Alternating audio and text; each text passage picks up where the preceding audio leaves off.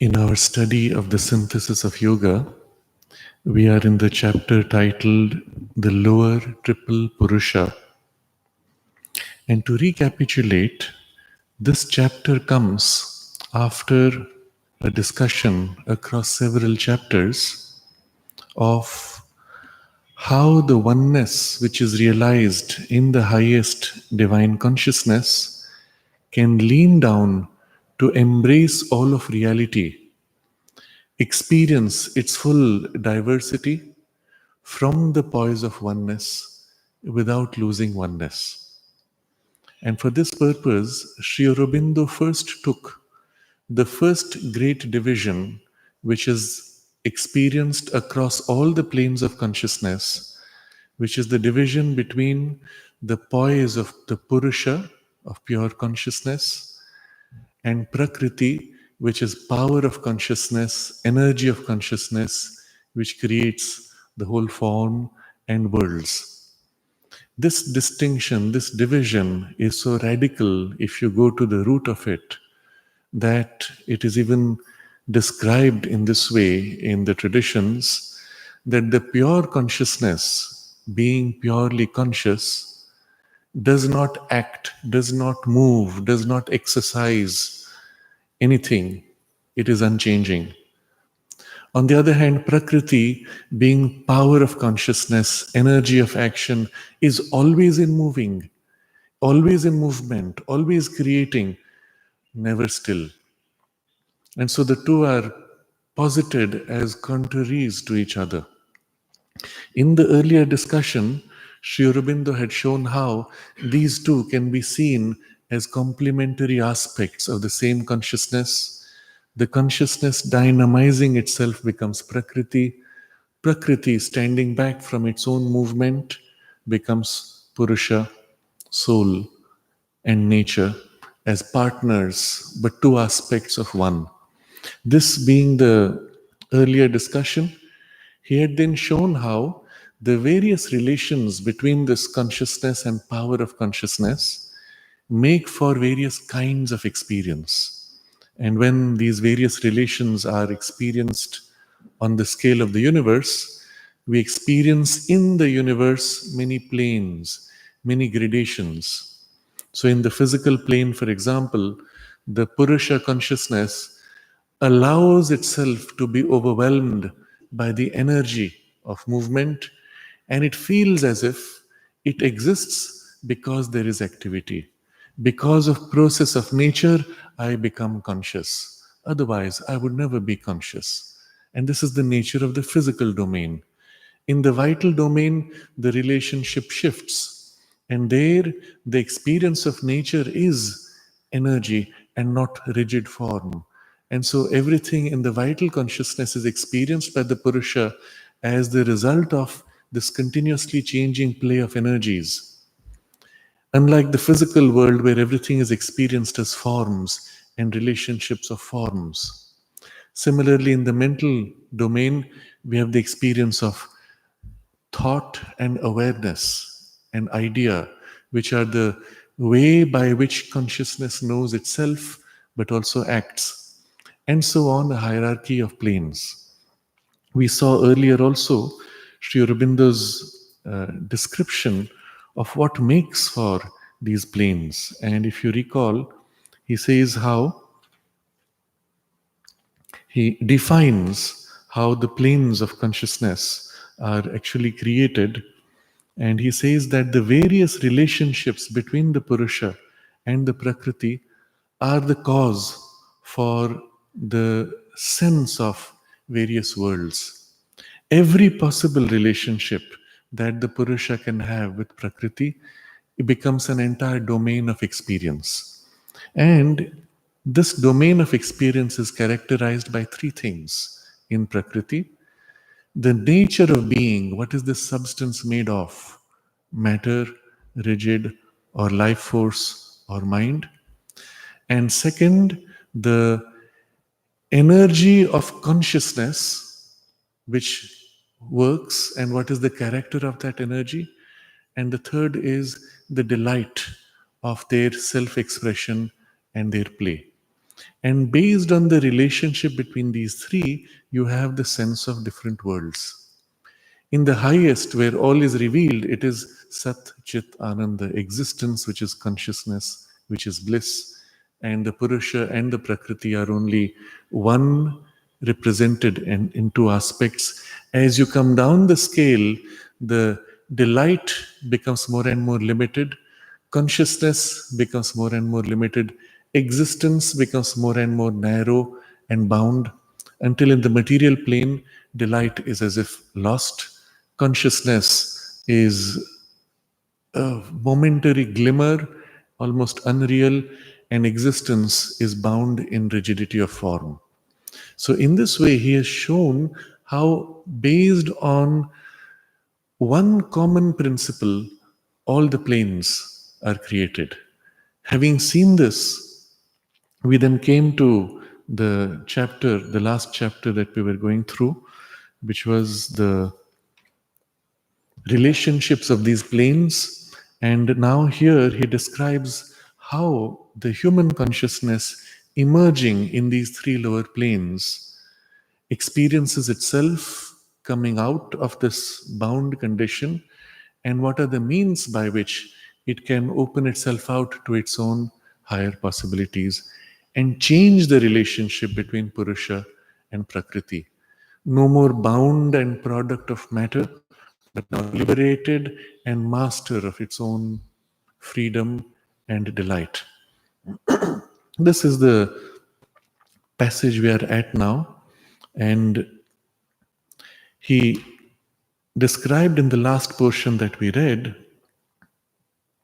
that the yoga of knowledge need not exclusively focus on the realization of the divine in its highest, but can also from their turn to embrace all the relationships of the divine with the world and all the ways in which the divine expresses in the world, and the knowledge of the divine in its relations in the world and on different planes is included in this broad realization.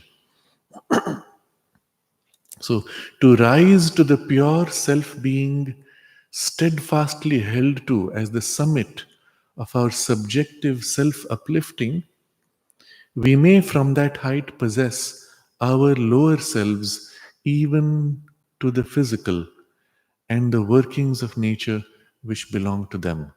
So, here there is a suggestion that as you lean back to embrace all these lower selves, for each of the lower selves, there is its nature, its power of action, and the corresponding grade of experience and worlds.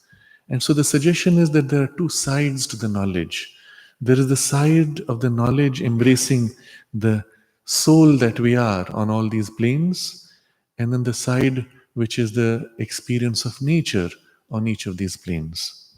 So, this is now the theme of the paragraph we are reading. He says, we may seek this knowledge. This knowledge is the knowledge of the relationship of the divine with everything else and on all the planes. We may seek this knowledge on two sides separately, the side of Purusha, the side of Prakriti. And we may combine the two for the perfect possession of the various relations of Purusha and Prakriti in the light of the divine. So, always it's going to be a top down movement to embrace. And yet, for our purpose, as we look top down, we have to see how the ascent takes place bottom up. Because in our current experience, we are here, and having understood this or glimpsed this, how are we to make that ascent? There is, says the Upanishad, a fivefold soul in man and the world: the microcosm and the macrocosm. So, here in this one statement is captured an entire way of looking at the world. First, that there is a fivefold soul. There are five ways in which we know ourselves, five ways in which we exist, not only in the individual, but in the whole world. So, obviously, broadly, five domains of experience. But then there is this suggestion, soul and world, and there is a correspondence between the two, the microcosm and the macrocosm. That is, whatever exists in the macrocosm, and it is fivefold there, exists equally in the microcosm that we are, and whatever exists within us has its corresponding reality in the macrocosm. And the suggestion goes much deeper. It suggests that in the very act of our awakening, the macrocosm also is awakening. Or we may say, the macrocosm awakens to its own higher possibility through the microcosm. And the microcosm's evolution and awakening reflects and ripples out in the macrocosm to change everything within the macrocosm. There is even a suggestion that the two are really one. They're not really two different things. And Sri Aurobindo describes this in a different way. And it was there in one of the earlier chapters. When the oneness of the divine leans to express itself, well, the entire divine manifests as, let's say, the cosmos, the macrocosm, but also it is the entire divine who enters as an individual. Both are entirely the divine. The only thing that has happened is divine as individual has entered in a certain relationship with divine as cosmos. And in that relationship, he has chosen to seat himself inside cosmos. So it feels as if I'm a product of cosmos and I exist because of cosmos, especially at the level of the material domain. But as you rise in consciousness, you realize all that you are is cosmos also. And there is no real separation. The separation is only a temporary relationship set by the same oneness. And so, if you dwell on this line, there are profound suggestions. And depending on the consciousness from which we look, we glimpse it differently. Now, he lists out these five, the fivefold soul in man, and the experience on each of these, particularly the first three, which is why the chapter is called the lower triple Purusha, with the particular aim of how we are to disengage from a limited experience and rise to our poise or station of freedom. First, he says, the physical soul, self or being, Purusha, Atman, is that of which we are all at first conscious, a self which seems to have hardly any existence apart from the body, and no action, vital or even mental, independent of it. So, this is our first sense of soul. Soul as a center of awareness, center of identity, that we are, first of all, this physical soul. And he uses these terms soul, self, or being. There are different ways of experiencing soul when we are in a sense of individual focal point, self, when that focal point becomes aware of itself as independent, as the reality, and being as a more generic feel where everything is part of being. And he uses the two terms from Sanskrit, Purusha and Atman. Purusha is the sense of separate awareness. Atman is the sense of the self which underlies all, which is one in all. So the physical soul, he describes not merely in its separate identity, but as this underlying reality in the whole physical domain, is that of which we are all at first conscious. A self which seems to have hardly any existence apart from the body. Hardly any. But yet we do feel something apart from the body. Once in a while, when you are in a particularly beautiful space in nature, your consciousness opens out beyond the boundaries of the body and you feel one with the forest, or you feel one with the valley, or the mountain, or the ocean. But it is still a oneness experienced at the level of the physical form. For a moment, I forgot that I was separate and I was one with the whole ocean. I was ocean, ocean was me. But what was the form of this physical, dense, material ocean? And so, hardly separate from the body, but you still have that experience separate from the body. And no action, vital or even mental, independent of the body.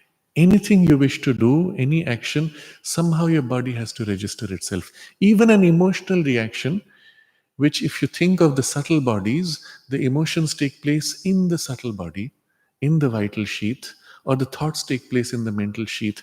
And yet, we find the ripple of the emotions requires in your physical body a certain support and change. So, certain hormones are released, or there is a change in certain biological processes. There's a flushing by the capillaries dilating, blood flows, there is a warmth felt, There is an excitation of the heart beating faster, or with the thought, similarly, there are ripples which take place in the nervous system or in the brain waves. Nothing can happen without some physical corresponding change. It feels as if you cannot think without the body doing something, you cannot feel without the body doing something, or so it seems, because this dependence is so tight, so complete. And we will see later there are ways by which we can separate from this dependence. This physical soul is present everywhere in material nature. It pervades the body, actuates obscurely its movements, and is the whole basis of its experiences. It informs all things, it informs all things even that are not mentally conscious. So this physical soul is there everywhere, in the table, in the rock, in anything that is material. Even the air, it's just matter in a finer gradation. But it is the same physical self that is experienced everywhere. So this experience, this physical soul everywhere, this experience is very valuable in certain traditions where the entire focus of the spiritual development is done through physical nature. I've recall reading something fascinating, a description of this, probably the only place I have read it in these terms, in a book called The Way of the Peaceful Warrior by someone called Dan Millman. He was an Olympic gymnast who had an accident, fractured his leg, and it seemed as if his career was gone. And then a Native American medicine man came to him and took him through a series of stages of personal development, a yogic path, we may say. He not only healed him physically, got him back, but healed him psychologically and even spiritually. At the end of the book, there comes the point where his teacher tells him, now is the time when I cannot help you further. What happens next is entirely left to your readiness. And he's taken through a certain experience. And he describes it something like this. I've read it maybe 20 years ago, but the impression is like this. He's standing in nature, and his teacher presses his head, and it's as if his head shatters. And he has the sense of his body melting and dissolving into the physical world. It flows with the river and the stream as it wanders. It spreads into the grass and grows as the grass, grows into the trees, grows into the animals, and he experiences his oneness with all this in the unfolding sequence of nature's cycles and seasons. And so there is an underlying sense of infinity, identity with all material nature, and a sense of eternity, but in the unfolding sequence of material process. It is not a pure spiritual, free infinity, eternity, or oneness, but it is that represented in the material domain. And it is this which he is referring to. This is that sense. This physical soul is present everywhere in material nature. And so when you identify with it, you experience yourself one with material nature. But it stops with material nature. You could similarly have an experience of the vital nature and of mental nature, and you'd have three very different experiences. It is only in the spiritual experience that all these three and others are experienced as facets of the same oneness. And therefore, it is that which is the cosmic consciousness. These would be described as universalizations. But in the cosmic, all the universals meet and are seen as aspects of the same one. That would be the true liberation. But this is just to put in context what he's describing now. This physical soul is present everywhere in physical nature. It pervades the body, actuates obscurely its movements, and is the whole basis of its experiences. So here now he is concentrating on our individual body. If it is there in all physical nature, obviously it is there in our physical body, but in our physical body, it is not just there as a backdrop. It is there as the primary actuator. So, actuates obscurely its movements. We are not conscious of where the movement comes from. If you think about it and observe the nature of the body and its processes, you realize that it is doing its thing. You did nothing to make it happen. You did nothing to make it grow. You did nothing to make it grow in this form. You did nothing to make it stop the growth at a particular stage. It is doing. It has its own profound intelligence. And if you observe the way it works in plants or in animals or in a complex space of the local ecological balance, there's such an extraordinary wisdom involved. There's a balance which is built up. Maybe it takes a few thousand years to build the balance, but once it has got the balance, it keeps that balance. And within the balance, it continues to diversify. But it involves an extraordinary intelligence. And if you see the way that intelligence works in a forest, the same intelligence is working in your body, and the complexity of your body's ecology or ecosystem, and it is not fundamentally different from that. It's just that we can appreciate much better when we look outside than when we look inside. And again, this is the suggestion of the microcosm and macrocosm correlation. Our body is a replica of nature's working there. You see streams of water flowing there, and you have within your body streams of life force, materially represented by the blood flowing the veins. And as out there the streams branch out to spread the water, here also the life force branches out to spread. And just as you have there the hard base of a rock, you have here the hard base of the bone. And as you have there the more plastic forms of plants which can bend and move in the wind, you have here your musculature and so on. Even sometimes you can say, you look at the little fine hairs on your skin, and it corresponds to the grass in nature, isn't it? It's as if your body were the soil from which the grass grows. And there are pores here as there are pores there. The correspondence is so extraordinarily close that you may even say the same processes operating there are operating within you, or the same principles of physics operating there are operating within you. And that seems right to say. Only in the Vedic perspective, we will say those principles of physics are merely conscious powers. And the same powers are working there as here, and we will call them psychological powers or gods. Gods in English is a problematic word, but in Sanskrit it would be Deva, and Deva means light being, and that's easier to recognize. So we recognize this continuum out there and in here. And it goes so far, maybe I digress a little bit, but it's useful to elucidate this correspondence. You will notice Earth's surface on which we live. We are beings meant to live on the surface, not underground like the snakes or other animals. So, Earth's surface on which we live corresponds in proportion to our body. So, Earth's surface has 3/4 water, 1/4 land. In our body, 3/4 is water, 1/4 hard tissue. Interesting. You look at the nature of the water there, ocean, salty, and the particular mix of elements and constituents of that salt water of ocean. Look at your blood, matching 1 to 1, almost exactly. The only difference here is you have the red blood cells and some more complex cells which are living. Over there, you don't see the red blood cells. But in terms of serum, it is equivalent. You could take the seawater, filter it, and inject it straight. It would be the same. Go a little further.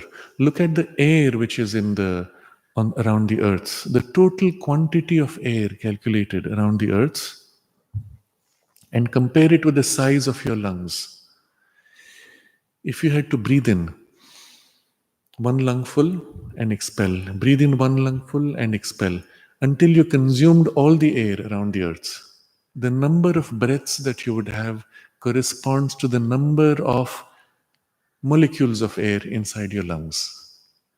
Interesting, macrocosm and microcosm resonating. Many such correspondences exist numerically and in quality. But then we see something even more fascinating. All the forms that nature has created have their equivalent within us. So, starting with plants and vegetables, there are vegetables which have particular shapes, or fruits with particular shapes. Cut the fruit and look inside, or look at the shape of the fruit. It will remind you of one of the organs of your body. You look at the walnut, when you open it, what does it remind you of? Your brain. It's obvious, isn't it? And yes, it has exactly the nutrients necessary for your brain functions. The brain needs high levels of certain minerals, well, the walnut has exactly those. You can look at the gourd, and it corresponds to the shape of the stomach, for example. And there are others which correspond to the shape of the liver, or the kidneys, or the pancreas, and so on. And the correspondence is not only in form but in qualitative content. And you begin to wonder, how far does it go? Now you start looking at animals. There it's not the shape, but the quality of consciousness. Every species of animals has a peculiarity which is their outstanding character, which corresponds to something within the human being. And so, if you recall in many of the old martial arts movies, that's how we learn more about martial arts today. They will speak of various styles of fighting: the snake style, the monkey style, the tiger style, the lion. What does that mean? Each has its own particular quality of consciousness which exists in us, and we can live by those values or forms or change between them. We are the one creature in whom not only the physical earth is represented in these proportions, but the vegetables and plant kingdom is represented in form and material substance, and the animal kingdom is represented in qualities of consciousness. But we are one creature in whom all those qualities are potentially present. You can become like the deer, you can become like the snake, you can become like the eagle, or rather, something of them is already within you. Again, a very profound suggestion. And the suggestion is that somehow we are meant to experience our connection with them, or that they are the outer expression of the powers within us. And our eagle peaks of intuition are represented out there in nature by this creature, this bird, which behaves like the intuitive consciousness. It rises high above and looks down in a vast sweep at everything there in one single gaze, and yet with an eye that is sharp enough that from that height it can identify a mouse. And then it can plunge, catch, and that's it. But it never loses that large perspective. There are things like this which make you wonder, perhaps there is more to the whole question. There is even the sense as if we are meant to be guardians or caretakers of these animals who are our family or our projection in physical nature. And perhaps in each one there will be this cluster of plants, animals, birds, which are our family or represent our powers in action. Something of this we experience if you've ever had a pet. If you have a dog, for example, it's a fascinating experience. The dog experiences itself as a projection of your will. And if he has accepted you as master, if you're in danger, the dog will attack the source of the danger. If you're unhappy, the dog will reflect your unhappiness. And if, for whatever reason, there is an attack, you ask the dog, point to that source, and the dog will charge, as if your energy thrown out from your arm becoming expressed in the dog as it goes and seizes. Something extraordinary which is experienced. I once remember sitting like this, and the dog came and sat next to me with its back, spine lining up with my leg, and suddenly I felt as if energetically he had plugged in into my consciousness. And I was missing another dog on the other side. And if there were two, then I would have been, my energy of the arms would extend through these two creatures for action in the world. Very interesting idea. Some of this is actually practiced in certain forms of magic. When an eagle, for example, will become your source of sight. So the magician will as if identify with an eagle or join in consciousness with the eagle and see through its eyes or see through the bird's eyes. Again, so you see some of these things represented in cinema. But the idea that we are a microcosm for physical nature of the earth, not just of the whole universe, but of the earth also, and that each one of us is as if connected to them all. It's very, very interesting suggestion there. Some possibility for future realizations. So, first part he has described is a self which seems to have hardly any existence apart from the body. This physical soul is present everywhere in material nature. It pervades the body, actuates obscurely its movements. And so now we come to this part. Who is making your body actuate? And if you look at the inner processes of each cell, or of the capillaries, or of the bones, or of muscles, it's all happening by some extraordinary intelligence. The same intelligence working out there is now working here. The same thing which works to keep the entire earth in balance and in development is working inside your body to do exactly the same thing. And that's why these correspondences. But it is obscure. We do not see it. It does not seem to be conscious of itself either. It is not concealed light. It is obscured. It does not know itself also, or so it seems to us. Actuates obscurely its movements and is the whole basis of its experiences. Whatever the physical body can experience leans on this physical soul being in it and working through it. So, not only that our physical evolution is led by this obscure process, but all of our instinctive actions are led by it, but it decides the whole basis of all our physical experience, including our physical experience of emotions and thoughts and even of the spirit, leans back on this as the base. If this was not, our body could not be, and all the range of experiences possible in the body would not be possible. So then he moves to the next. It informs all things, even that are not mentally conscious. So the stone is not mentally conscious, and yet it is there. Now, if it is the same thing which is in the stone and within you, then not only the processes would be same, even if it's slower in the stone, but you can feel stone because your consciousness and stone's consciousness share the same underlying physical soul. And it suggests that your body is fundamentally capable of experiencing oneness with the entire material universe, if it can lean back to find this physical soul. But it being the same everywhere, there's some difference here in our human body. But in man, this physical being has become vitalized and mentalized. So, unlike stone, which does not have an obvious vital and mental expression, it has a concealed vital and mental expression.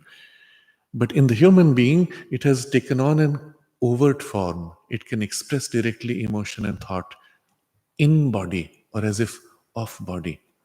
My body feels happy, unhappy, depressed, or excited. My body is thinking, or so it feels. But the stone, does it feel? If it does, I can't see it. Does it think? If it does, I can't see it. But the process is there. And how do we know this? Observe the working of crystals, how the crystals grow. They have a perfect geometric form, which shows an underlying mental construct, which is then captured by your physics formula, which describes that perfect crystalline form. Or the fact that it can heal itself. You break the crystal tip and it regrows. So it's a life process. You will recall this example which I have given earlier of the work done by Jagdish Chandra Bose, great scientist 100 years ago, one of the most extraordinary to this date, but not so well known because he was in India, during the colonial phase, and so his work was always held back. But he demonstrated through rigorous physical experiments that the growth process in the crystalline structure is exactly the same as the growth process in the plant and exactly the same as the growth process in human tissue. And the repair process in all this is exactly same. If you break it, it heals. If you break it, it heals. If you break it, it heals. Same. So one of the ways in which this was shown was in doing making a graph of how it grows. So you will see a crystal grows in a burst, pauses, grows in a burst and pauses. Same you see in the plant, it grows in a burst, pauses, grows in a burst, pauses. Same in your tissue. If you break them, there is a healing that takes place, what you call metal fatigue. You keep bending metal, all the crystalline chains begin to break internally. It becomes warm and eventually breaks. But if you pause halfway and leave it, the crystals start rejoining until it becomes as hard as it was before. Not different from the plant which is bent and the tissue fibers rejoining, or your muscles which are torn from exercise and the fibers which are torn get rejoined. Exactly the same. He made a graph of all three, challenged scientists to show the difference. Now, just this series of experiments, and there were many others, revolutionary, prove that the underlying processes are common to all these because the underlying consciousness is common. But the human being has this vital process and mental process made so overt that we can recognize it. In the plant, maybe vitalization, but not mentalization. And in the animal, a crude mentalization. But in man, this physical being has become vitalized and mentalized. It has received something of the law and capacities of the vital and mental being and nature. Something, not the whole thing. So, what we experience of the vital life and mental consciousness is not how the vital body or the mental body experience. What we experience is a tiny part of that. So, when we say I'm thinking, it's a very different experience from being in the mental body and experiencing thought there. Here in the physical body, your thought is plodding, slow, held back. Your vitality is dulled and weak, and it changes according to mood. I am sleepy, so my energy is low. Or I am upset, and so my energy is scattered. But in the vital body, the energy is huge, full, large, so intense that if it were to be brought into the physical body, it would overload the nervous system. We have glimpses of this sometimes in our dream state. When in the dream state you find yourself experiencing intense emotion, intense sadness, intense happiness, so intense that it seems to overload your physical body, and you wake up. You're pulled back. And at that time, you experience the intensity dulling and almost extinguishing. That's the sense, the first glimpse of the difference between the pure vital and the physical, or the pure mental and the physical mind. And what we experience as vital and mental is very, very small. That's why he uses this word. It receives something of the law and capacities of the vital and mental being and nature. Again, being and nature. Everywhere you'll find this double. Being is the consciousness as it experiences itself. Nature is the way it acts out and the powers through which it expresses. So when you say, I am conscious that I'm thinking, that's your mental being. And then when you enter process of thinking and manipulate thought and play with them, that is nature of mind. And something similar exists in the vital.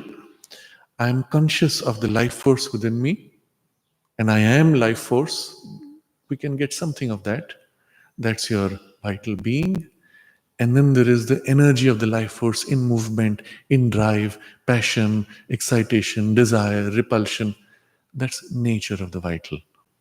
But mostly, we have not had a clear experience of the vital being. We are mostly in the vital nature, Mental being is easier for us. That's why we are described as first and foremost mental beings, because there we can stand back and be aware.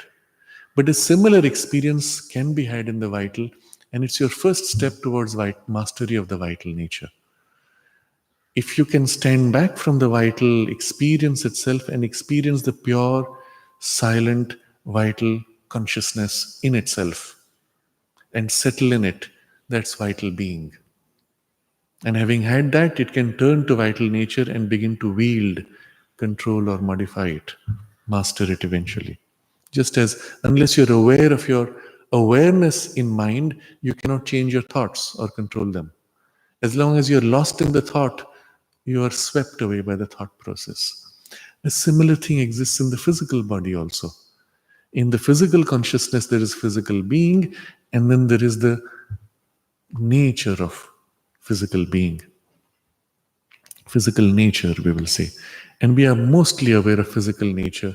We don't experience physical being.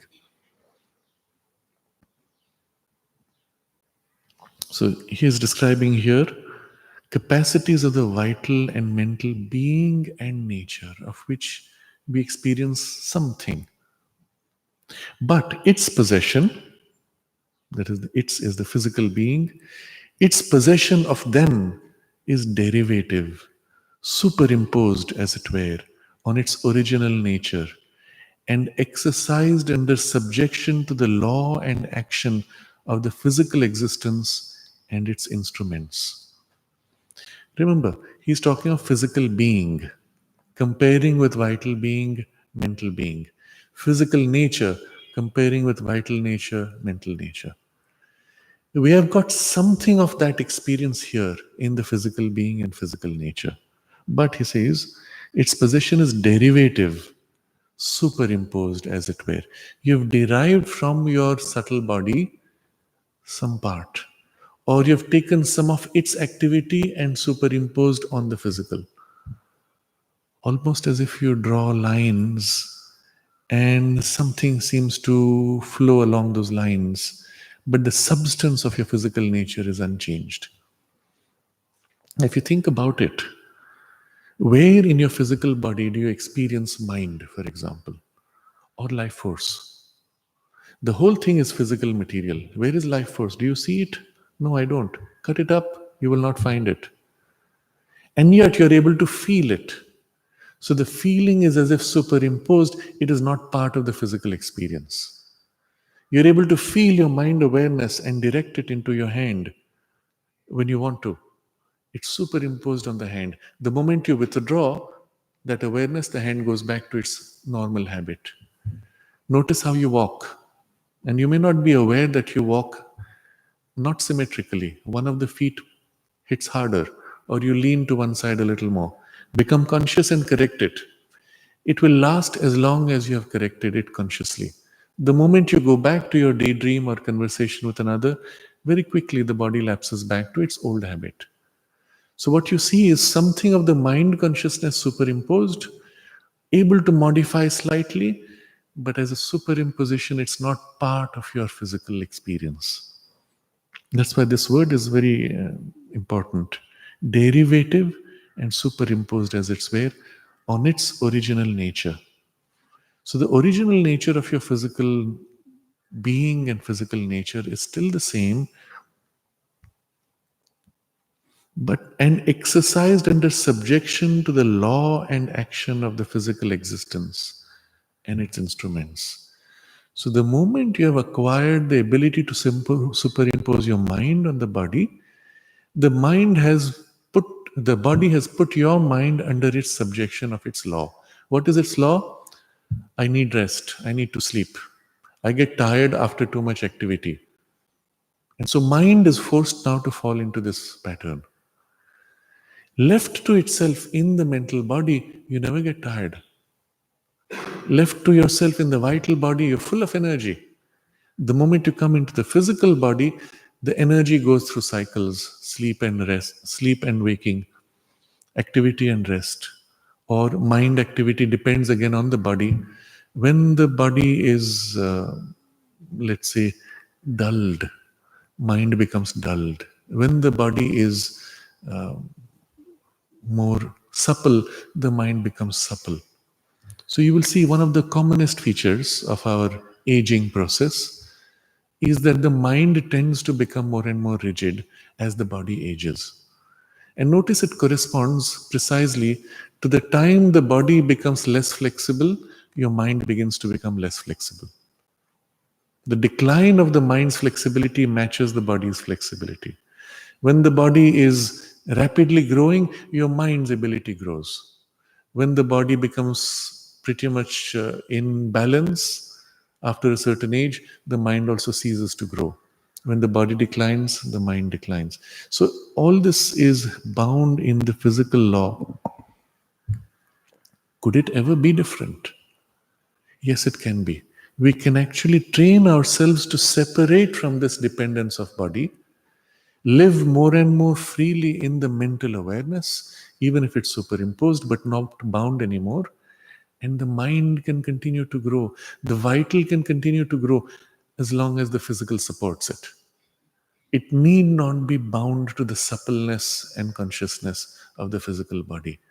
How to make that separation, how to have the mind come into its own, will be in the next couple of paragraphs.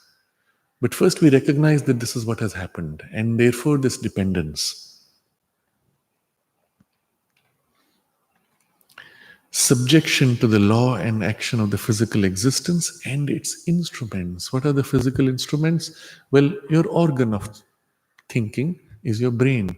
Your organ of action first is the nervous system, then the muscle, and then the rest. But these are the instruments on which it depends. If now we inject in your bloodstream a particular chemical that slows down the communication between the synapses of the nerve cells. You see, the nerve cells have extensions which touch other cells, and there's a point where they don't exactly touch fully, but there's a gap in which there's an exchange of sodium ions. And you can inject something which makes the sodium ion transition to be slower. And suddenly you find your thought process becoming sluggish and slowing down. Interesting. Why can't your mind just stand back and think freely? Why is it so dependent on this sodium ion balance? Well, that's how it is. Or equally, you can boost by a certain injection of a cocktail of chemicals and amino acids. Suddenly, the intelligence functions more freely, more brightly, more clearly, more rapidly. In fact, one of the experiences commonly had by people when they take drugs is the sense of expansion of the mind or the vital. Why? Because the drugs basically kicked out your mind from this dependence on the physical. So momentarily, your mind experienced a greater freedom, and then it came right back. Or the vital experienced a greater freedom, came right back. Most of the drugs are operating on the vital being, on the vital consciousness, not so much the mental. A few are called nootropic drugs, which act more on the mental, but each has its corresponding gradation, and they correspond outside you to the plants from which you take those drugs.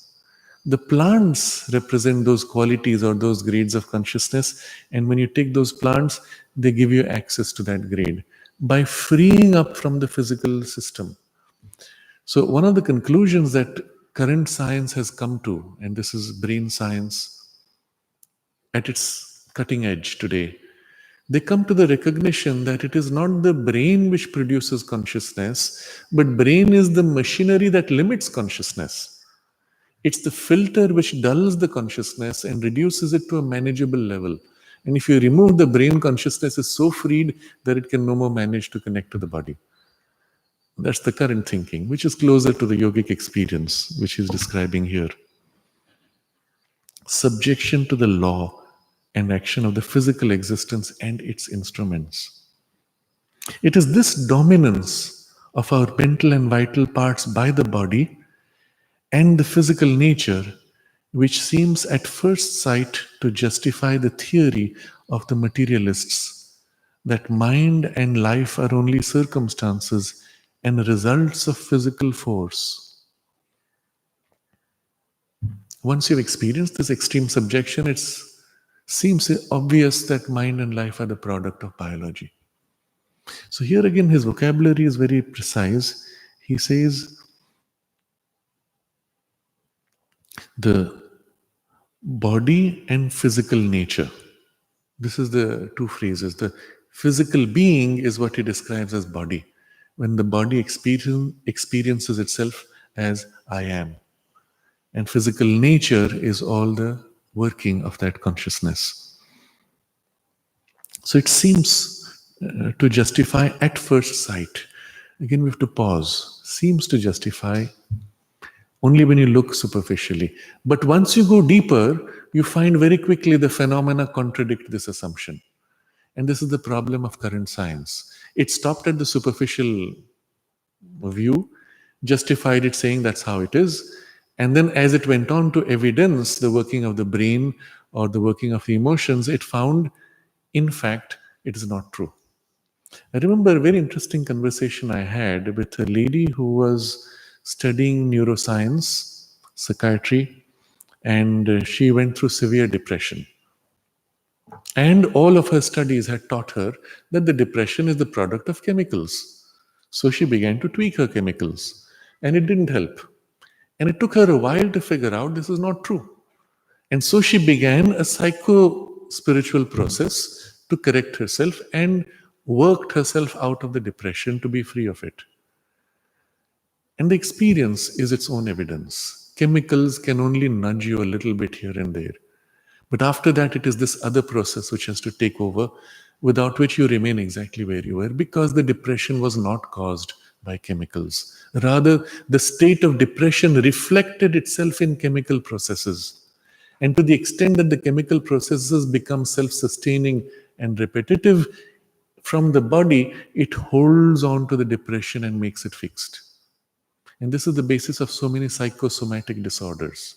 Their root is psychological, but then they ingrain themselves in the biological process and seem to be now a product of biological process. So you may need to do something to poke here to break that link. But having done that, if you don't change the psychological process, you fall right back. And that's why you need to act on both. If you do only psychological change, the physical process which is entangled tends to make it difficult to break free. But by purely psychological process, you can break free and change, recast entirely the vital and mental. So, at first sight, it seems to justify the theory of materialists. And he says, what is the theory? That mind and life are only circumstances and results of physical force, and all their operations explicable by the activities of that force in the animal body. So they went so far as to say that if mind is a product of biological process, we should be able to reprogram the mind. And you know the famous experiments still referred to as Pavlov's dogs, where he trained the dogs to respond by association. A bell is rung and food is given repeatedly until at some point the bell is rung, food is not given, but the dog starts salivating. So the scientist says, see, we reprogrammed the brain's working. And if you think about it, it's so ridiculous. From the experience of a human being, the same will happen. The bell rings and you say, oh yeah, this is my sign that food is going to come. And in anticipation of the food, I'm salivating because I'm thinking about it, but you have not reprogrammed anything. It's just an intelligence working at its own domain that it has recognized an association. And if you keep at it long enough, the intelligence realizes, oh, you're fooling me, and stops expecting the food. But a very psychological experience, they interpreted in physical terms and then tried to push it further and further. To the point where they said, can we entirely program the mind? Can we make the mind a total slave, like a computer program, to the programmer's intention? And of course, the military interest was to make what they call the Manchurian candidate, the perfect assassin who does not know he is programmed to assassinate until he actually does it, and even then may not know that he has done it. So they tried all kinds of experiments by putting inside the brain an implant which would trigger the pleasure pain responses to help shape behavior. All efforts with animals worked up to a point, and beyond that point failed. In the human, of course, total failure. But in the animals, it worked up to a point. And that point is exactly this: biology turning towards mind and emotion, but pauses there. When it comes to proper mind and emotion, something as if stands back and says, no, but, and chooses a different response. And this ability is there even in the animals. You could take it all the way down to cockroaches and try to program them, and even there you have this no but response that stands back and breaks the programming. What they did find successfully is the way to do this was not through biology but through the mind directly, through certain forms of hypnosis, where a person was implanted with certain suggestions and made to behave in certain ways. And that was a direct mind to mind enslavement, not through body enslavement of mind. And that is fascinating because it shows that the mind's ability is so much greater than the body. For example, you could be told under hypnosis that the color green now is transparent. And so you will look at the plant and you won't see the green, and you'll only see the stem and not see the leaf at all. Or you'll see transparent leaves. Imagine what this means. The light is coming to your retina, the retina is sending signals, the brain is processing signals, but none of these are changed. It's the mind which sees in which the change has been made. And the mind is so flexible. On command, it can switch colors. You can be told red will be green and green will be red. And you look here, you'll see a green rose and a red leaves. Instantly. The programming is instant, which shows you that nothing needs to be changed in the biology. Everything is in the mind. And the full power of the mind is so flexible. And we would ask ourselves a simple question: why is it that we all see green as green? Why don't we all see it differently? And the answer to that will be our minds are not separate. They are part of one cosmic mind. And the divine cosmic mind chooses to see itself as green leaves and a red rose. And therefore, we, our minds being a part of the cosmic mind, a tiny limited projection, we share in the divine's perception of the green and the red and everything else. The implications of this are also staggering. It means everything you see is a partial participation in the divine seeing of himself. The world that you see is the divine's self-seeing, of which a tiny portion, tiny bandwidth you are participating in. And as you grow in consciousness, in immersion in the divine consciousness, your bandwidth will increase until you experience it the way the divine experiences it. Interesting. But it just shows you that our mind is really completely different. And all this is only a superficial appearance that mind seems to be a product. That's why he says, at first, it seems. In fact, he says, entire subjection of the mind and the life to the body is the characteristic of an undeveloped humanity, as it is in an even greater degree of the infrahuman animal. This entire subjection of mind and life to the body is how we see in the animals which are below human, and the human beings who are of a very low order as a humanity, meaning they're closer to their animal past than to the human type proper. What characterizes the human type proper is precisely, therefore, mind being able to separate itself from the body, life being able to separate to that degree from the body. The more we are subject to body, the less human we are and closer we are to the animal. When we are subject to the body, its instincts, its tendencies define our life and mind. And as long as they work within the body's rhythm, we have a very comfortable relationship with nature, where everything seems to flow naturally like the animals live. The moment the mind begins to separate itself, that relationship breaks, because it is primarily a relationship of physical nature. And when it is broken, the mind now begins to dominate or interfere with nature, trying to dominate. But the solution is not to go back to the old way. The solution is to rise higher and reconnect with nature now from a deeper consciousness, a higher spiritual consciousness. And then we will find a greater harmony, but from this freedom, not from subjection.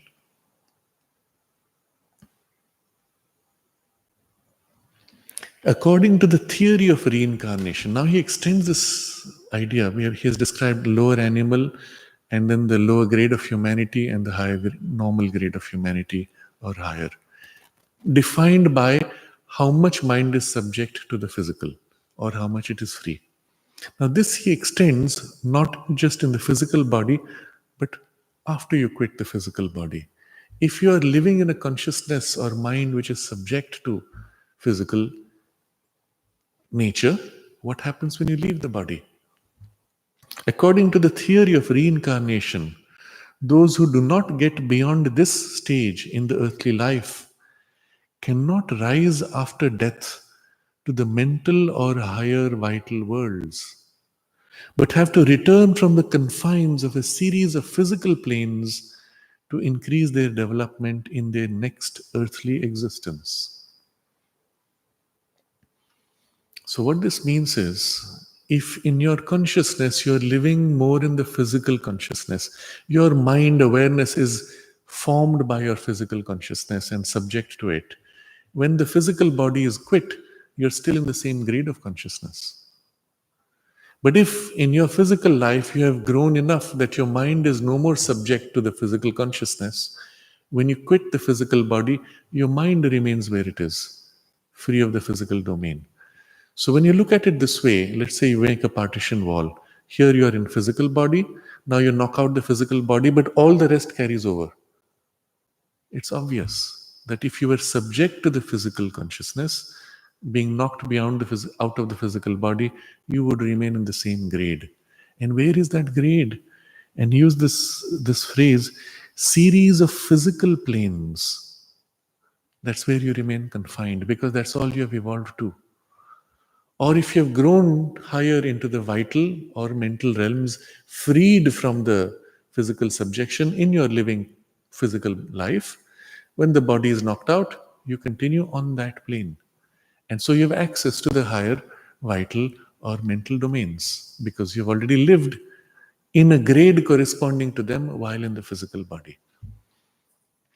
So, our understanding of what happens after death, we have to change and we will picture it differently. You see, traditionally or in the normal habit, in the way it's described, you come down from higher planes, get into the physical body, you get knocked out, and you go out back to some higher planes from which you came supposedly, and then back down and up. And there are many poetical descriptions of this. One of the famous poets of India, Rabindranath Tagore, has a poem where the soul is telling God, please don't send me to that horrible world. I don't want to enter that suffering. I would rather be with you. And Sri Aurobindo says it's not like that. In fact, the soul is eager to enter this adventure. But having entered the adventure, the current grade of evolution is the level at which you are. So we are not going to see it as a top-down movement, but rather being bound in the physical body and being thrown out of the physical body is a horizontal movement. Out of the physical world into the subtle corresponding worlds, and then back into the physical to evolve, and out into the subtle corresponding worlds, and back in the physical to evolve again, and out, and so on. So your journey in the subtle worlds or in your access to the subtle worlds mirrors or represents or is defined by your current state of evolution in the physical world. Now, it's equally possible in the subtle world to make certain kinds of progress, but the progress there is more in the quality of that domain. The shift in consciousness, the growth in consciousness is not so natural. For that, you come back into the physical embodiment where change of consciousness becomes possible. So that's why the famous statement of the mother and Sri Aurobindo that evolution is only in the physical world. You do not have evolution in this sense in those worlds, because in those worlds, everything is already revealed. So they are typal worlds. They have a particular type. Within that type, you can grow and develop your powers. But in the physical world, the higher grades of consciousness are concealed. And so they can be unveiled layer by layer. And so you have the experience of evolution of consciousness. And so they say, even if the gods want to evolve, they have to take birth on earth and grow in consciousness in the only domain available for this kind of unveiling of greater powers. And then, of course, they can continue in that higher possibility. Of course, they don't normally incarnate directly like human beings. It's too much of a trauma for them to lose their freedom. But they align themselves, they project a part of their consciousness with certain human beings who have an affinity with them, and then they grow, share with the human the growth. And so the human benefits from that divine support, they benefit from the human experience, and so we call these vibhutis or partial incarnations. And there have been many in history, and they've helped humanity at the same time.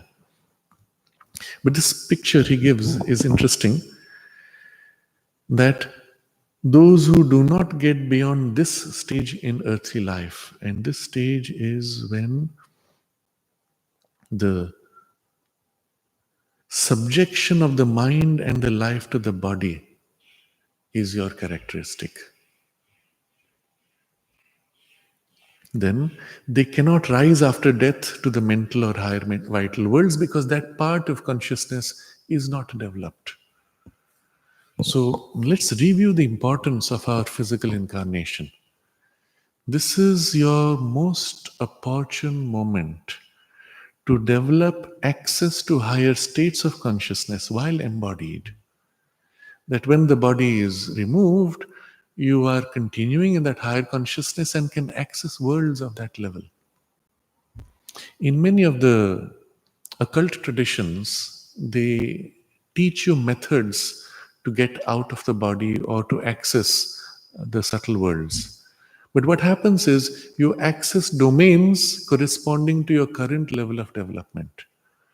So, what you see in the occult tradition is somebody comes with an extraordinary capacity and grows to be a master who has extraordinary powers and access to higher worlds. Somebody else goes exactly the same way but gets nowhere near. And what you recognize is this distinction. What's the level of your current evolution, or what is the level that you are able to first grow in, which gives you access to that corresponding world. Something similar happens when people take drugs. And at the time when, as I said, the barrier of the brain is momentarily reduced, you're suddenly exposed to what? The state of consciousness in which you live, and particularly the mood in which you were at the time of the entry. So, if you were unhappy, the barrier removed, you experience unhappiness on a universal scale. You're overwhelmed by the unhappiness. If your consciousness was in a chaotic state of all kinds of thoughts and emotions tumbling around, you remove the barrier and you find yourself whirling and tumbling in that experience. If your mind was quiet and calm, you find yourself opened out to this experience of great calm.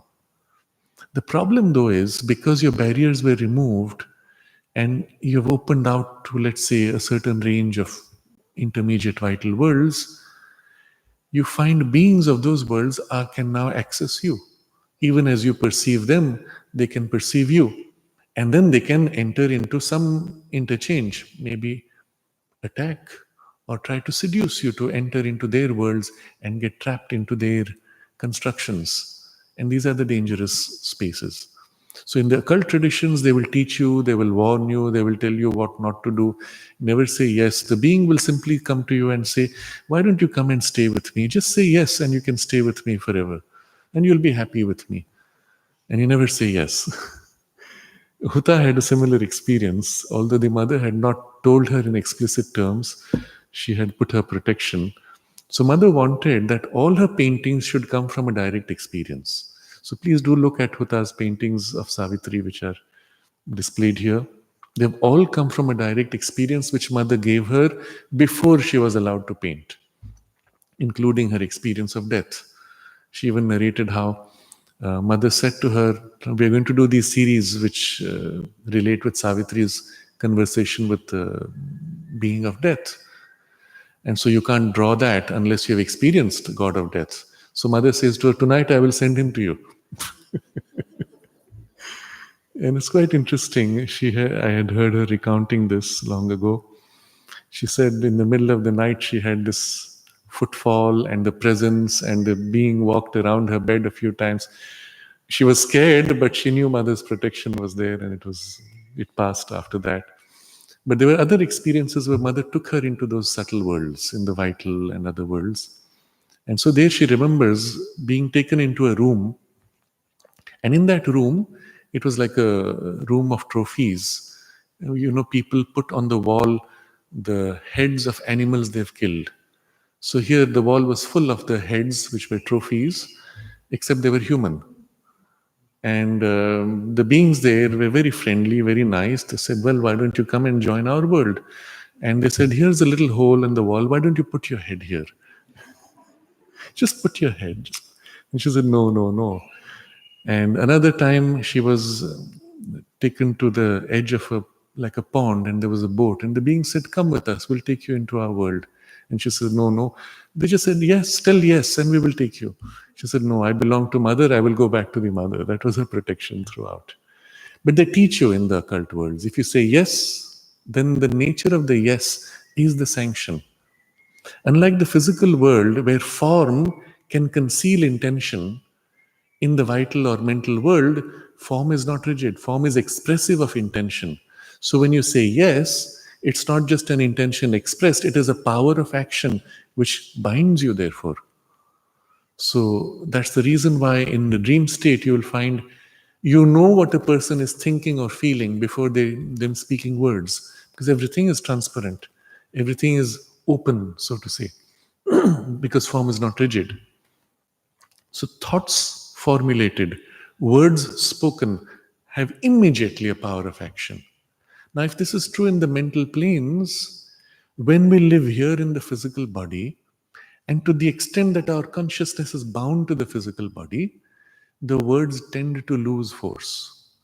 To the extent that the consciousness is freed from the physical body and can stand on its own, it acts as in those worlds. Your words have a power to act.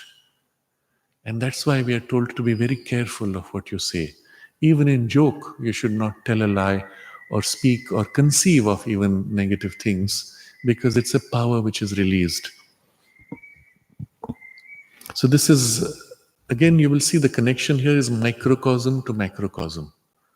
In the physical body, what you have in consciousness, remove the physical body, that's what you have as access in the macrocosm.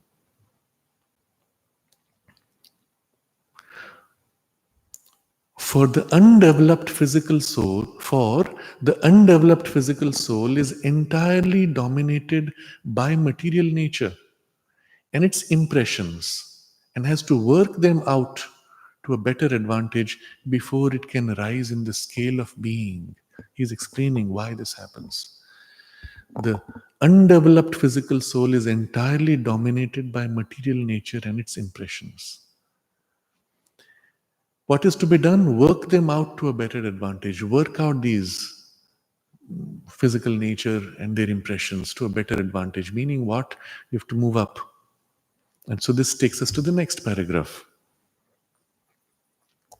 A more developed humanity allows us to make a better and freer use of all the capacities and experiences that we derive from the vital and mental planes of being. To lean more on for support upon these hidden planes, be less absorbed by the physical, and to govern and modify the original nature of the physical being by greater vital forces and powers from the desire world, and greater and subtler mental forces and powers from the psychical and intellectual planes. So, this sentence describing a greater developed humanity has three components. First, that we Well, four components. First, that we make better and freer use of all the capacities and experiences that we derive from the vital and mental planes of being. We derive experiences from those planes. For example, our sense of music, our sense of aesthetics is in a large part derived from the mental plane.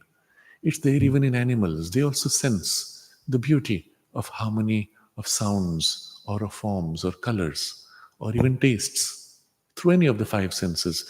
But it is characteristic of the mental plane in which the harmony is seen. Can we make better use of it?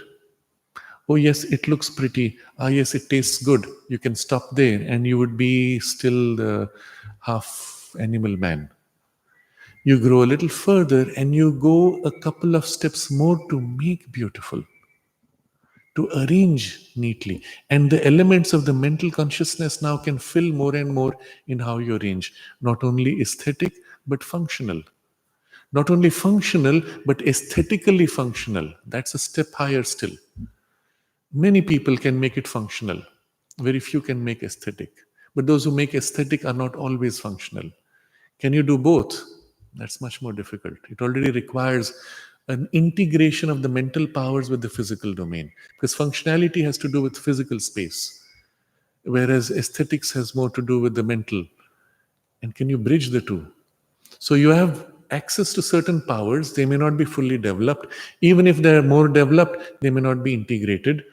And all this is part of this work to be done. So make better and freer use of all the capacities and experiences we derive from the vital and mental planes of being. This is the first characteristic of a more developed humanity. Second, to lean more for support upon these hidden planes. So, in the life that you have, when you have a difficulty, when you don't know how to do, you reach out to those domains, lean on them, draw from them. How do you do that? Right now, I have a problem. I don't know how to solve it. I don't know how to make this arrangement. And you enter your mental consciousness more freely. There, you review the different possibilities. In your mind, try out like a simulation of all the possible outcomes. If I do this, if I do that, where does it lead? Where does that lead? And make a full play of possibilities. And then come back to make the choice. In the business domain, this is done all the time. You have to plan out for plan A, plan B, plan C, and then alternates in case you have other issues, or before you enter a particular decision, you look at all the strategic advantages and disadvantages to make your cost benefit analysis. All this is part of the mental plane upon which you lean to draw for knowledge of the physical world or higher knowledge as applied to the physical circumstances. In the military, they have what they call war games. They envisage scenarios, all possible scenarios, and the most horrible and the most impossible, because you have to be prepared for everything. What if tomorrow suddenly somebody by accident presses a button that releases nuclear weapons? Well, we should be prepared for that. What if tomorrow there's an earthquake and a nuclear reactor breaks down and goes under the sea? Well, you should be prepared for that. The most outlandish, but you have to envisage those. And this can only be done by the mental consciousness freed of the physical. Because such things have never happened in the physical world. You have no past reference. You can only simulate them in your mind. So, this ability to lean for support upon these hidden planes and their full spectrum of powers, including the power of imagination and so on. Third, to be less absorbed by the physical. So it's almost like a negation.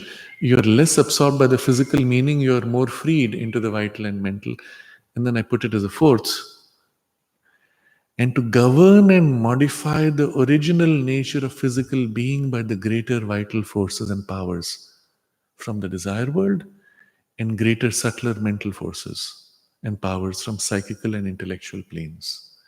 Now he's repeating the same word, powers from desire world. He could have combined the whole thing into greater powers from the desire world and mental world. But he says greater vital forces and powers from the desire world, and greater and subtler mental forces and powers from the psychical and intellectual planes. Why is he repeating? Why is he making explicit? And so we have to pause and review how these two are so different. But the common thing is, from these two domains, to govern and modify the original nature of the physical being. Now, this is the fourth and the most important in our evolution, because it is this which leads to what we call transformation. First, you have to change the relationship of subjection.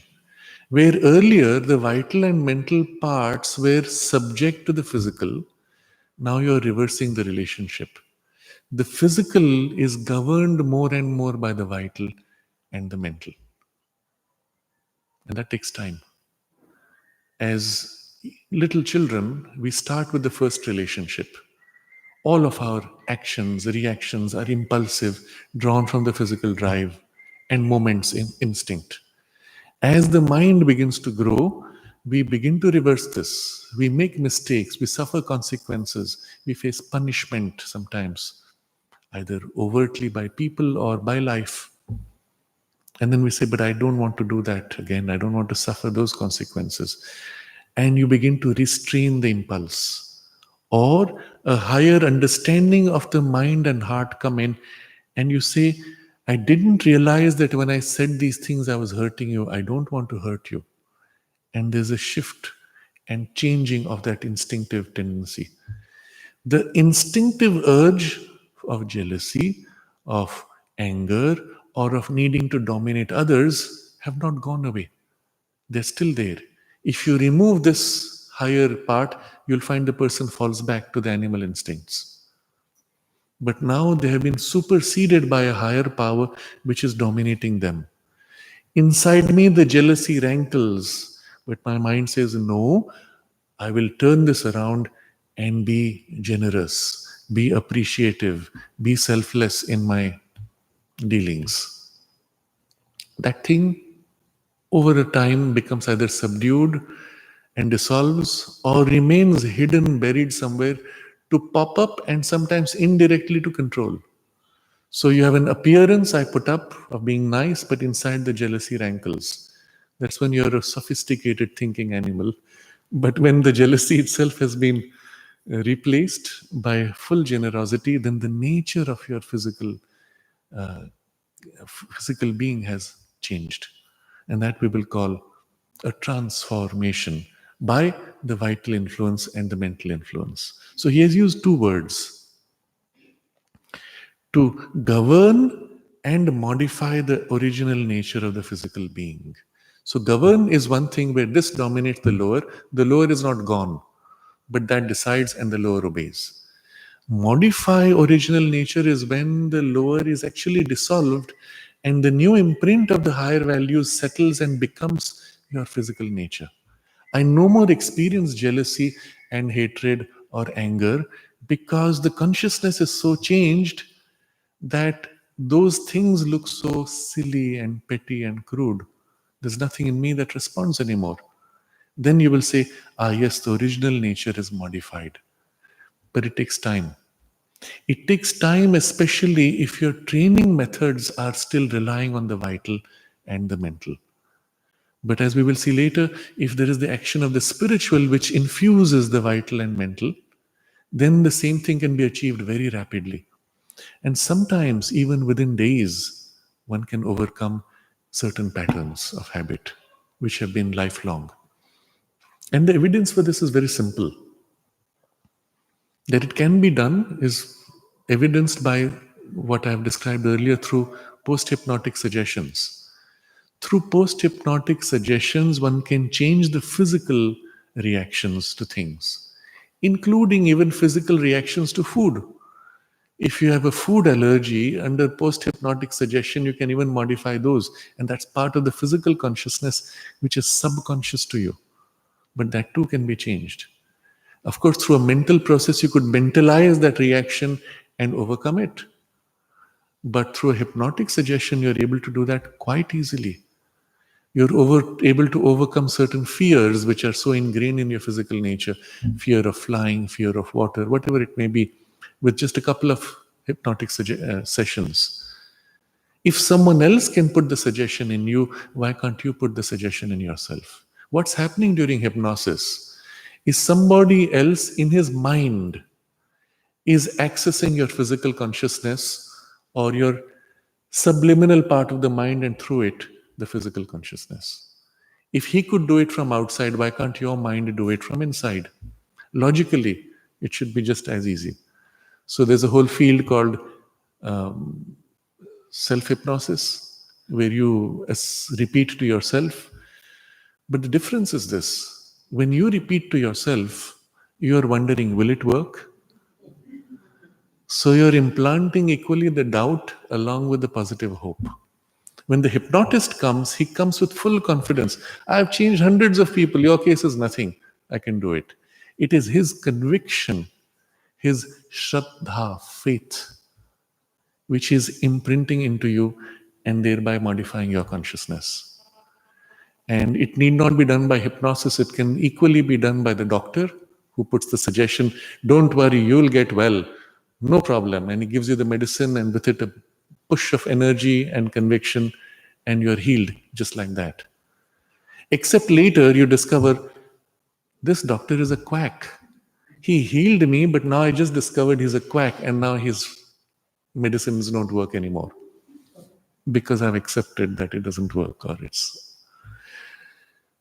If someone else can project that conviction, your mind equally can draw that conviction. And if it can access that conviction from the spiritual consciousness, that is the most rapid, most direct, most transforming. But the principle we recognize here, the principle is the higher can begin now to change the relationship and govern first, and then modify the original nature of the physical being. Physical being. And as a result, physical nature. By what? And now he described these two: greater vital forces and powers from the desire world, and greater and subtler mental forces and powers from the psychical and intellectual planes. So, the greater vital forces and powers from the desire world, first of all, both are greater. Why? Physical consciousness inherently is narrow and space bound. Vital consciousness inherently is opening out to universality. Because the basic difference is physical consciousness or physical nature is bound in form. So always you feel your boundary in the form. Two forms come and collide, and so it exaggerates the sense, this is me, this is not me. It exaggerates the sense of limitation of being bound in form. My hand rests on the table. My body is bound within the space of these walls of the jail. So Sri Aurobindo writes, while he is in jail, he writes a poem, with wind and the weather beating around me, up to the hill and the moorland I go. He says, not in the petty circle of cities cramped by your doors and your walls I dwell. The consciousness can be free. The body, when bound, may say, oh, I am inside the walls. But when you enter the vital world, what happens is all interpenetrates all energetically. So your state of energy, my state of energy are all passing right through each other, as with all other energies. Some resonate and are felt close, some do not resonate and are felt far. That's the sense of distance. But everything is felt everywhere. The sense of physical space breaks down, all flows through everything else. And so obviously, not having rigid boundaries, you are much larger. When you are much larger, you can contain much more also. And so you can draw more energy and intensify more and hold a greater intensity also. So greater vital forces. Now, if those come into the physical, which have much lesser vital capacity, then the greater can easily override the lower. And powers from the desire world. And these powers can bypass physical limitations. You can, for example, draw on the vital energy to heat the body. So much that it does not rely anymore on the physical calories. You can draw on the vital energy to keep on working without sleep for days and nights, not getting tired. Biologically, your tissue has not changed. The muscular process or the cellular process has not changed, but the energy is being drawn top down, not through physical process. So it bypasses the limitation of the physical body, and so on. There are other powers equally, which include the expression of strength. The physical arm may not be capable of hitting stone to break it. The arm will break. But when the vital force is now engaged in the physical body, it can break the stone before your hand touches or with the contact of your hand. But the greatest masters, they do it differently. Let me share this story. This is a very sweet story. There are two students who have met and they are comparing how great their master is. So one student says, you see that big log of wood? My master can break it.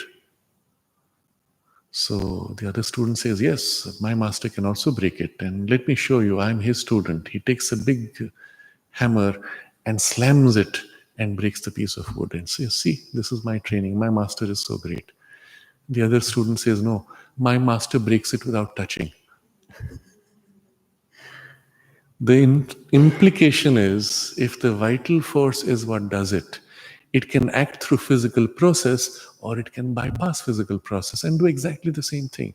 So the master looks at the log and directs his vital energy and crash, it breaks. So the powers which come from the desire world are far greater. And if that is the capacity of the vital, the mental is even more wide, even more plastic, even more supple. And so he says, and greater and subtler mental forces. So the mental forces not only have a gradation which is more fine, a consciousness which is more free, but also more plastic, from the psychical and intellectual planes. So, unlike the vital, where he uses the word only desire world, here he has two different domains, psychical and intellectual planes. And the psychical corresponds to the part of the mind that leans towards the vital, the intermediate grade between them. And there you have, it's the grade corresponding often to this heart center, which is why it is here that one enters towards the psychic being also most easily. But the psychical is a term which Sri Aurobindo uses to describe this, what belongs to the psyche, and it's the domain of mind proper. But the vital is seen closer to the physical from that perspective. And then the pure intellectual, which stands back completely in the domain of abstract thought. From these equally, things can come, and they are greater and more subtle as forces and powers. So, what can they do? Remember earlier what I discussed through hypnosis? Your physical perception of sight changes, but equally, the physical consciousness, when under influence of that sight, can do things which would normally be impossible to the physical body. And sometimes, as one, of course, suggestion is, at a distance you can influence things, but also you can perceive at a distance, you can influence at a distance, and primarily its action is in the domain of awareness and of knowledge.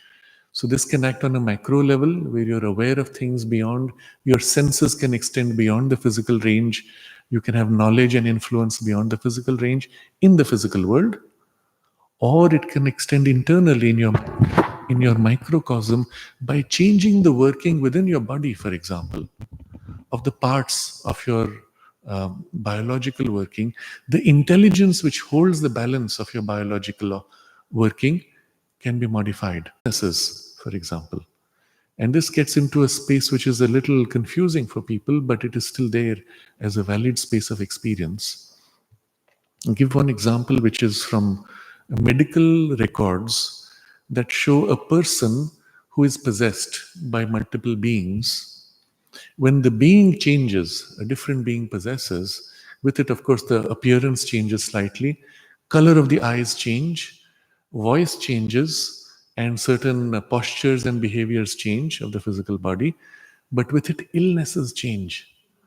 So one of the personalities has diabetes, and when it switches, the other personality doesn't have diabetes, and you can eat all the sugar you want, so no reaction. Switch back to the first personality, and all the diabetes symptoms come back. What does it mean? It means the physical pattern of the organs moving as a pattern is held in the mental consciousness, and as energy is held in the vital consciousness. The energy patterns are held in the mental, the energy activates the mental. Which is more powerful? Physical matter energized by the vital along a pattern formed by the mental. You change the pattern, you change the template, and vital flow changes and physical outcome changes. So many things can be done which are so dramatic and so instantaneous in change that it seems miraculous. But if it can be done in those exceptional circumstances, it can be done consciously. And this is the basis for many miraculous results. Of course, the mind can go far, but when the spiritual consciousness acts through the mind, it can make the radical, miraculous result. So, spiritual consciousness has the ability to, let's say, bypass patterns. Mind forms patterns, spiritual consciousness acts in freedom beyond patterns. So, you see now the hierarchy. Physical body in its mechanical routine, driven by energy flow. You shift to the vital body and its influence. You can change the energy flow, put greater energy, and so on. Amplify the physical capacities, make the body resilient, strong, impervious even to injury or even to burning. But the power of modifying is held in the mind where the pattern is changed, and the freedom of changing pattern is held in the spirit, which can then act to bypass all limitations and have the miraculous outcome. So, greater and subtler mental forces, because what the mind did was so subtle you couldn't detect what changed. What the vital does, you can still feel the difference of energy. But the mind changed and something happened, and suddenly it's changed totally. Where did it happen? We don't know. This is the reason why the mother speaks of it in a different context. When Sri Aurobindo used to exercise the supramental consciousness to change circumstances, she said he does not normally use it in the physical plane because there is always some mixture in the action. The outcome will have mixed results because the physical nature is too resistant and you have all kinds of side effects. But he uses it in the mental plane and in the vital. So, an intervention done, she says, he brings a drop of the supramental, and instantly there's this change rippling out, and everything changes. In a collective, sometimes the whole mindset changes in humanity or in a local collective, and with it, the ripple effect suddenly all the values change and all the behaviors change. So, all this is the characteristic of a more developed humanity. Now you understand why in the past so much importance was given to refinement and culturing. You understand also why many of those methods of training involved physical punishment. Because it was the attempt to dominate the body by the mental will. So when the body does something which is its habit of getting upset or doing some wrong instinct, they would often punish the body.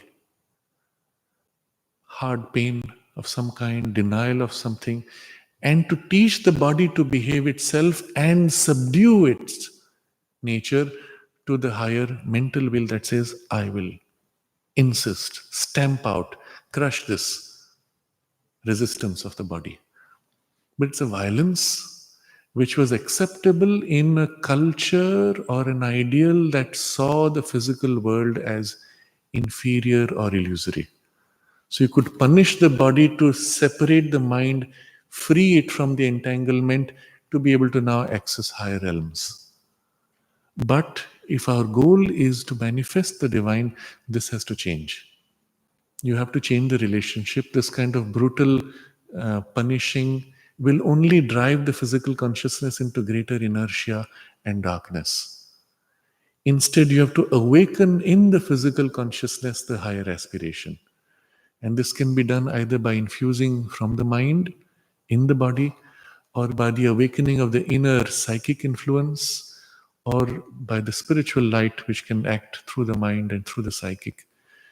But such means are the more natural, where you want to help the physical consciousness to awaken rather than beat it down.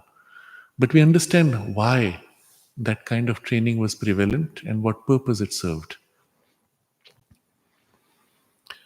By this development, we are able to rise to higher attitudes of the to higher altitudes of the intermediate existence between death and rebirth, and to make a better and more rapid use of rebirth itself for a yet higher for a yet higher mental and spiritual development. So, if you have developed this ability for the mind to rise above and now redirect the physical consciousness, when the body is shed, you have access to higher realms. And then from the higher realms, you can come with better capacity into the physical consciousness and lift it higher still. And so, this interaction between the higher and lower makes for a much more rapid use of rebirth for a yet higher mental and spiritual development. You recognize here the logic of this, to not remain enslaved to the limited physical domination of the vital and mental. Things will grow, things will change, but they'll be very slow, and there'll be a limit to how far it can go.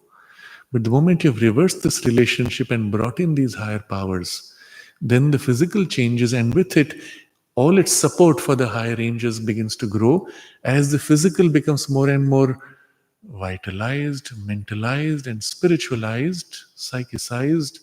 It supports the full range of higher gradations of consciousness, which are no more merely superimposed, but they are as if integrated, governing and modifying the original nature of the physical being. So, a more rapid use of rebirth itself, where earlier the slow evolution will take 1,000,000 years to rise from one grade to the next. Now you can achieve the same thing in a few lifetimes, 3 or 4 or 5 maybe. Why I mention these numbers? Because apparently the mother said this to a few people, that it will take you another 2 or 3 lives to reach the supramental transformation or supramental consciousness. But it's within that realm for someone who's making a limited effort.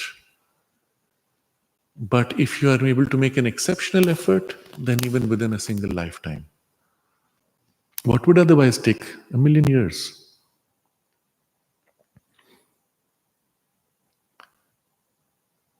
So, a more rapid use of rebirth itself for a yet higher mental and spiritual development. But even so, in the physical being, which still determines the greater part of our waking self, we act without definite consciousness of the worlds or planes which are the sources of our action. So here you are, after shedding the physical body, you have access to those planes, and now you can bring more of those powers into your physical when you take birth. But once you're in the physical, you don't have access to those planes, because you still experience mind and vital as a secondary working with the primary being in the physical being. We are aware indeed of the life plane and mind plane of the physical being, but not of the life plane and mind plane proper, or the superior and larger vital and mental being, which we are behind the veil of our ordinary consciousness. So here's an important vocabulary. Life plane and mind plane exist in the physical being also, or they have a part which is present in the physical being. That's what you've become conscious. When you say, I am now thinking and I am standing back in my thought from my own thoughts, this is the mind plane in the physical consciousness. When you step out of your physical body and experience the subtle body, and with it the full scope of the mind plane, that is when you are experiencing mind plane proper, which we don't have normally, or we have only in certain exceptional states of trance or sleep. In dream state, perhaps a little bit of the life plane or the mind plane. So, not the life plane and mind plane proper, or the superior and larger vital mental being which are behind the veil of our ordinary consciousness. If this is our physical being, there is a vital being and mental being, which have a natural opening to the full range of the vital and mental nature and plane, which is also there behind, of which we are not conscious. So, this whole domain of the freed, larger, vital being and mental being is what Sri Aurobindo uses the phrase sometimes the inner being, as distinct from the outer being. And from the inner being, they can project suggestions into the outer being. But in between, there is a kind of a gap. And this is what he is referring to as behind the veil of our ordinary consciousness, which he calls the outer consciousness, as distinct from the inner. And the veil is such, when you cross over, you are in dream state or sleep state. When you cross back, you are in waking consciousness, and the dream recedes as fantasy, unreal. You cross over into the dream, and the physical world recedes as unreal. And the nature of the veil is that it separates the two. For the purpose of the integral yoga, removing the veil and bridging the inner and outer is an absolute necessity. And Sri Aurobindo explains that for the psychic being, the true soul within us, the physical mind and vital mind and physical vital are too narrow, too rigid, too limited. And it can act more freely in the inner mind and inner vital. And if this veil is not lifted, its action cannot reach all the way to the surface. So we have to remove the veil or thin it enough that we become conscious in this inner realm, and in the inner realm receive the influence of the psychic being, which will of course reflect in our outer nature also as the veil becomes sufficiently thin. But this necessity is now obvious. It is only at a high stage of development that we become aware of them. And even then, ordinarily, only at the back of the action of our mentalized physical nature. So we are living in physical nature which has been mentalized, and at the back we feel these greater parts of us in a high stage of development. We do not actually live on those planes. For if we did, we could very soon arrive at the conscious control of the body by the life power, and of both by the sovereign mind. If you could live in the mental plane the way you are after leaving the body, after death, bring that full freedom of the mental plane here, he says, you could very soon arrive at the conscious control of the body by the life power, and of both body and life by the sovereign mind. We should then be able to determine our physical and mental life to a very large extent by our will and knowledge as masters of our being, and with a direct action of the mind on the life and body. So, this is the example which I gave earlier when the possession took place, the full switching of the personality, and with it the biological tendencies. Is literally a being from the mental or vital world which is plugging in, plugged out, and another plugged in. But when you have that freedom, with the same power, you can literally shape your physical consciousness and will it into whatever you choose. And so, the last sentence of this paragraph, by yoga, this power of transcending the physical self and taking possession of the higher selves may to a greater or less degree be acquired. So what do you do with the yoga? Transcend physical self and take possession of these higher selves through a heightened and widened self-consciousness and self-mastery. Now you live in the higher consciousness, you live in the wider consciousness, and you're aware in this and you have mastery over your consciousness from top downward. This is like a first step of the requirement of any yoga that seeks to transform life. Without that, what will you bring into life? Only a little bit of your mental idealism and a little bit of your vital goodness, and that's all you can do. But you want to bring something greater, you have to access that part in you where that greater thing is. That's your being, that's what you live, and then bring that into here. So, what is required? The key, which he has mentioned earlier, is that we do not actually live on those planes, for if we did, we could very soon arrive at the conscious control of the body. We should then be able to determine our physical and mental life to a large extent by our will and knowledge as masters of our being. And with that, not only you're defining your mental and vital life because you live there, with a direct action of the mind on the life and body. So, such is the goal we will set for ourselves as our immediate first step. And so, this chapter is the lower triple Purusha. How does the Purusha identified with the physical body now disengage from this false identification, or let's say with this limited identification, not false, it's a limited identification, and learn to identify now with the vital being and the mental being in themselves, not bound in the body. And the next paragraph starts like this: this may be done on the side of Purusha by, and so on, which we will see next Friday. In this last part of the paragraph, where we've spoken of this poise of mastery, we will review a little bit because there are important nuances suggested. But very logically now, he has brought us to an understanding of why we are where we are, where our greater powers lie.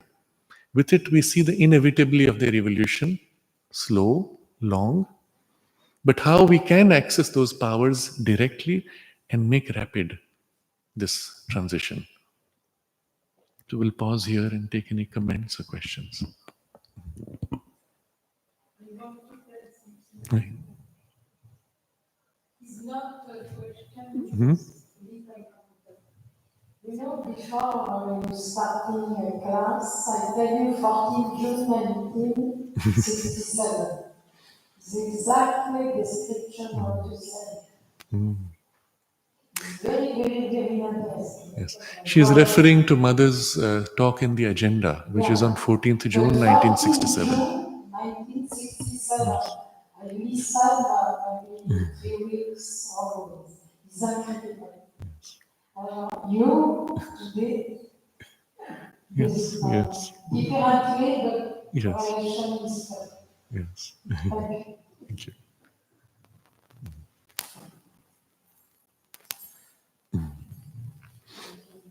I wanted to refer several times today you mentioned the sessions. For example, if I can sometimes partially, sometimes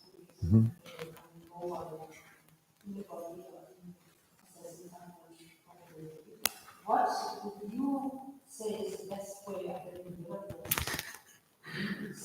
Yes. This experience is extremely difficult. Yes. Yes.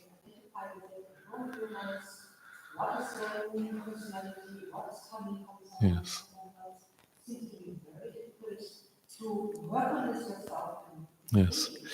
The states of possession are unfortunately very harmful to the evolving soul, because the being that possesses completely crushes the true psychic being or even evicts it, and then they use the shell of the personality for their own play. And the person's evolution is severely not only delayed but warped by, often these are lower beings. The higher beings don't come in so easily. They need a much more pure container to be able to even touch the human consciousness, and even their entry will be partial and not full entry.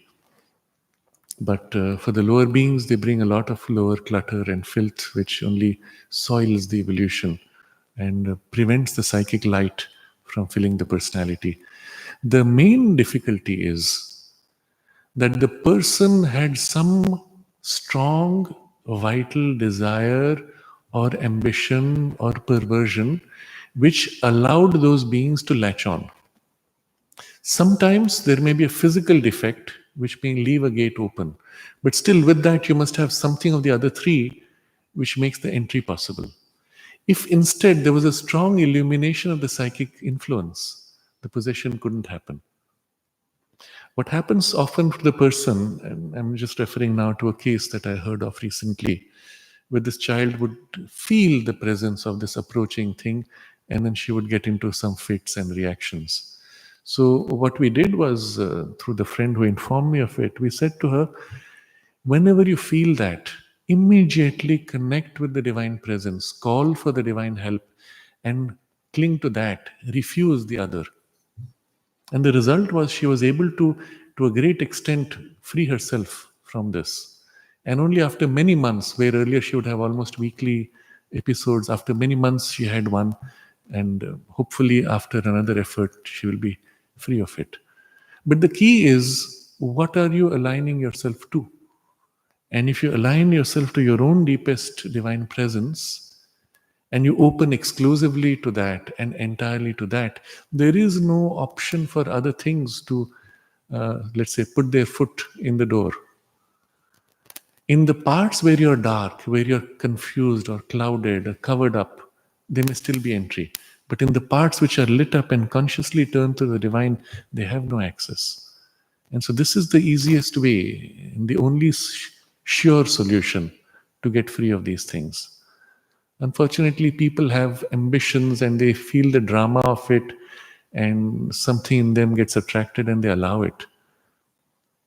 The conscious refusal and a wholehearted refusal to that negative and a turning wholeheartedly to the divine is your only way.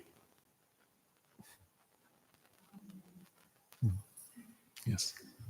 Regarding the God game, they said that they are imagining things that has not happened, and they are visualizing things Yes. which has not happened, Yes. and then they are designing or planning to how to catch them. So when they are visualizing the things that has not happened to happen, is it not amounting to welcoming that? Yes, so we are taught that if you visualize or think of things which might happen, accidents or negative things, you tend to help them to happen. But in the case of the military, the goal is to prevent them from happening. You have to plan out how you will respond to that situation. Now, this may apply equally to us in our lives. You're planning a program which is going to be in the open air. You have to imagine what will happen if it rains. What will we do? That's your plan B. But if you brood on it, if you fear and dwell on it in exaggerated way, you're attracting that tendency. But if you just think about it in a very dispassionate way and plan out, then you're not attracting it. The attraction is not done by the thought form, but the emotional content which attaches to the negative outcome and broods on it. So, what if, what if, what if? Then energetically you're reaching out and giving energy to that negative outcome. So, that's more on the vital level. The mind has the ability to dispassionately conceive of various scenarios without attaching to them.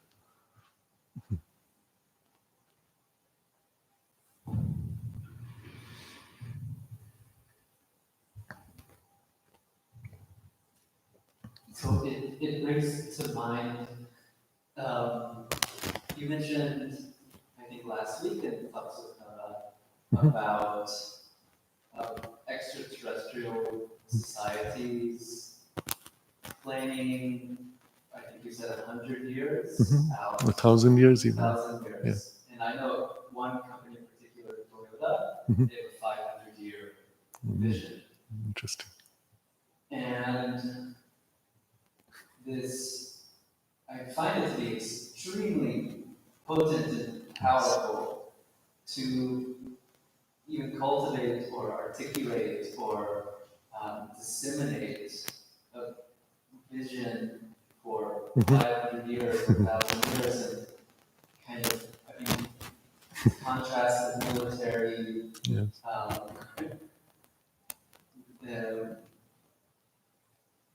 I think simply the action of thinking of war games, how it might be neutral to a certain degree, it creates a Bible. And Einstein's words that you can simultaneously prevent and prepare for war. So my question to pull it together is how you feel it's best for us to collect as a collective consciousness to descend a positive vision for 500 years, 1,000 years, and how that would reverberate through. The problem with any envisioning far enough is that you can only project your current incompetence into the future. And you have no idea how much you will change, and with it, everything will change. And in terms of even technologies, so many disruptive technologies.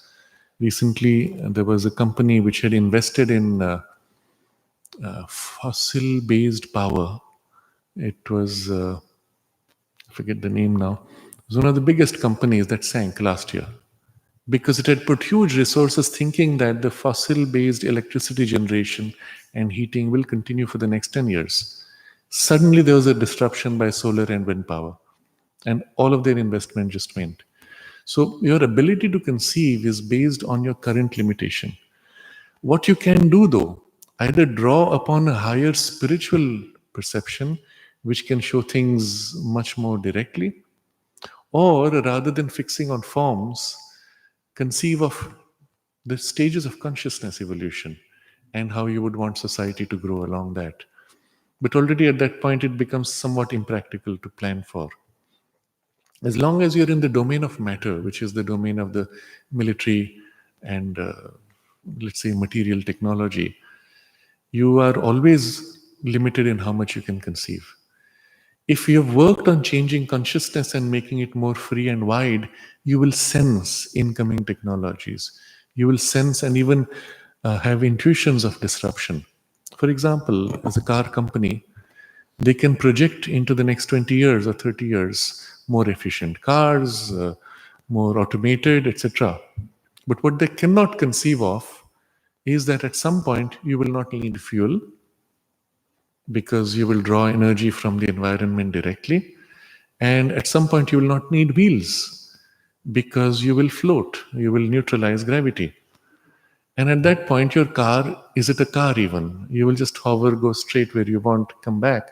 You will not have garages underground. Your garages will be on your balcony because you will come in through the balcony. That's your entry gate, right? So the whole thing changes. Can we envisage that even and not be called crazy? So these companies do face a practical difficulty in how far they can envisage the future, but that's around the corner in evolutionary terms. It can happen within a few years even. It's only held back technology. So we can't really conceive too much. But with war games, the necessity of war itself is because of the consciousness in which we are living. So the military has to do its part. Because it does its part, we don't have wars. But when human consciousness changes enough that we do not need to go to war, then the military focus will shift and maybe it will become irrelevant. Or it will be there only to police as much of human nature is still unregenerate or is still instinctive and not driven by a higher spiritual consciousness. So, yes, these are disruptive times. We cannot go too far in forms. But what we can do, and this is our focus now, what can we do to change our consciousness and the immediate space in life that we influence? Can we bring about a similar change? And to the extent that we are able to change in ourselves, we will have this ripple effect. To the extent that we are many working upon this, there will be a large ripple effect, and we will hasten that future which is inevitable.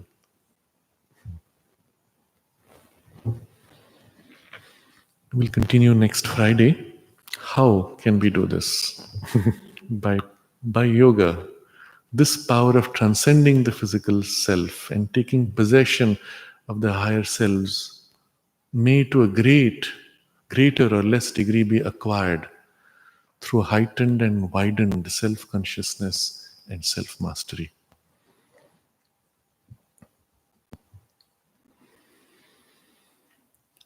Oh.